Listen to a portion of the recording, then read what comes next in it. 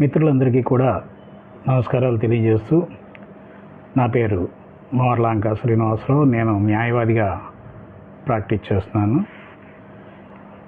రాజ్యాంగం ప్రకారం దేశంలోని ప్రతి వ్యక్తికి కూడా కొన్ని హక్కులు కల్పించబడ్డాయి.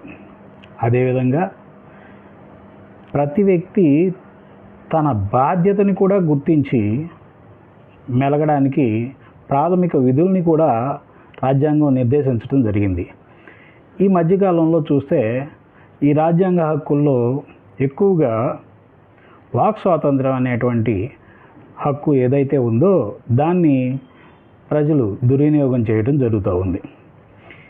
ఈ పరిస్థితుల్లో గడిచిన కొన్ని సంవత్సరాల్లో చూసినట్లయితే మొట్టమొదటిగా ఆంధ్ర తెలంగాణ సమస్యలు ఏర్పడినప్పుడు ప్రత్యేక తెలంగాణ రాష్ట్రం కావాలని నినదిస్తూ ఒక పార్టీ పుట్టిన సమయంలో ఆ పార్టీ అధినేత చంద్రశేఖరరావు గారు ఆయన మాట్లాడే భాష కొంచెం వల్గర్గా, కొంచెం మితిమీరినటువంటి వల్గర్గా ఎదుటి వాళ్ళని ఏరా ఒరే పీకుతావా లాగుతావా ఏదో నోటికి వచ్చిన భాష మాట్లాడుతూ అది తెలంగాణ యాస, తెలంగాణ భాష అని చెప్పుకోవడం జరిగేది. అది రాజకీయ నాయకుడిగా ఆయన యొక్క పద్ధతిని ఆయన సక్సెస్ అవ్వడానికి అవలంబించారు. ఆ తర్వాత కాలంలో వచ్చినటువంటి ఆంధ్ర సపరేట్ అవ్వటం, ఈ ఆంధ్రాలో ఏర్పడిన ప్రభుత్వాల్లో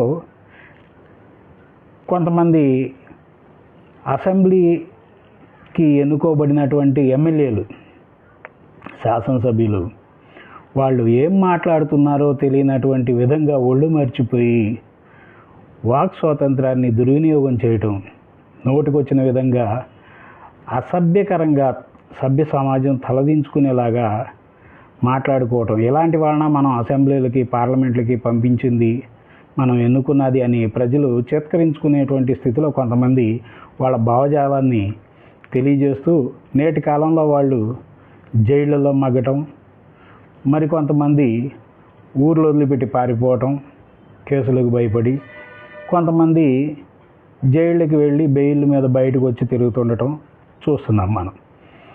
ఇదంతా ప్రత్యేకించి ఎందుకు చెప్తున్నానంటే, ఈరోజు నేను సామాజిక మాధ్యమాల్లో ఫేస్బుక్లో సాక్షి టీవీ ఛానల్ ఏర్పాటు చేసినటువంటి ఒక కార్యక్రమంలో ఒక జర్నలిస్టు మాట్లాడుతూ అమరావతి దేవతల రాజధాని కాదు, అది వేశ్యల రాజధాని